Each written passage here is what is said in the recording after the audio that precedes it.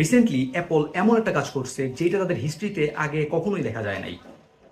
এটা জুলাই মাস, বছরের মাঝখানে নতুন কোনো প্রোডাক্ট লঞ্চ না করেই অ্যাপল তাদের এক্সিস্টিং প্রোডাক্টের প্রাইস 20% পর্যন্ত বাড়ায় দিছে। ম্যাকবুক প্রো এর 1 টেরাবাইট ভার্সন, যেটার প্রাইস আগে ছিল $1700, সেইটা এখন কিনতে গেলে আপনাকে দিতে হচ্ছে $2000। মানে সেম ল্যাপটপ সেম মডেলে আপনাকে এক্সট্রা দিতে হচ্ছে $300। তো এখন প্রশ্ন হচ্ছে অ্যাপল এই কাজটা কেন করলো?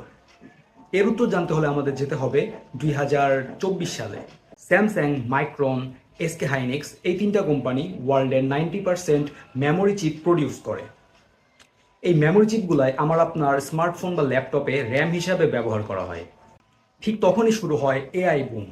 গুগল, মাইক্রোসফট, ওপেন এআই এর মতো কোম্পানিগুলা হাজার হাজার এআই সার্ভার বানাতে শুরু করে। আর এই সার্ভারগুলোর জন্য দরকার হয় এক বিশেষ ধরনের মেমোরি চিপ, যেটার নাম হচ্ছে এইচবিএম বা হাই ব্যান্ডউইথ মেমোরি।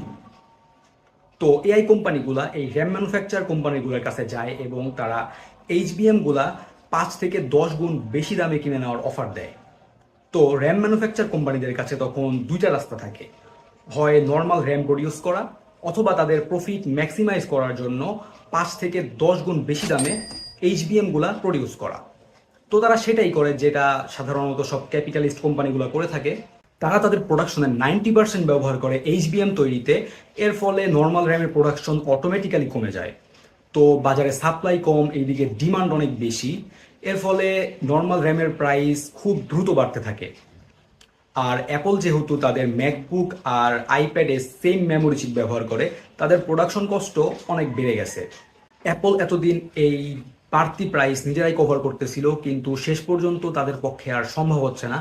এই জন্যই তারা নতুন কোনো প্রোডাক্ট লঞ্চ না করেই তাদের এক্সিস্টিং প্রোডাক্টগুলোর প্রাইস বাড়াতে বাধ্য হচ্ছে।